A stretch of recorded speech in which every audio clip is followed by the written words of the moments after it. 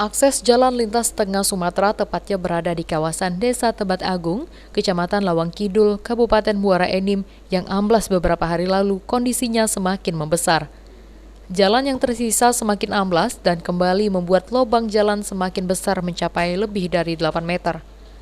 Atas hal tersebut, pekerja perbaikan jalan harus mengulangi perbaikan akses jalan milik negara ini, sehingga harus menutup jalan bagi kendaraan roda 4 atau kendaraan berat melalui jalan alternatif yang bisa dilalui oleh kendaraan kecil.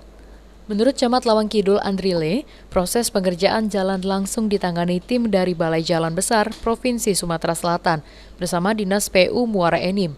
Pengerjaan sempat diulang dan harus mengganti material yang sudah dipasang pada perbaikan sebelumnya. Agar segera selesai pengerjaan yang dilaksanakan oleh Balai Besar ya Provinsi Sumatera Selatan, dalam hal ini PU ya. Dibantu dengan PU Kabupaten. Seperti itu. Kalau semalam Pak Bupati jam 12 ya, Pak Bupati meninjau sini bahwa progresnya 2 hari 2 malam selesai. Tetapi kalau melihat keadaan ini saya rasa sedikit molor. Sekarang dalam perbaikan, kemarin dipasang box ya, tapi tidak mungkin kan, jadi diganti yang bulat ya. Kita gorong-gorong yang bulat sekarang. Cepat selesai agar masyarakat ya pada umumnya, karena ini jalan negara, jalan lintas ya, Batu Raja Tanjung Enim.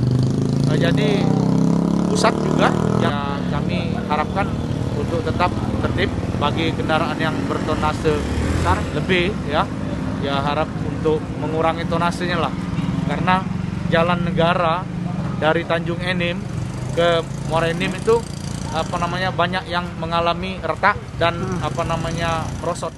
Dengan kondisi jalan yang rusak ini, warga dan pengguna jalan berharap jalan segera bisa digunakan karena sudah banyaknya antrian mobil angkutan untuk melintas agar bisa mengantarkan barang bawaan mereka.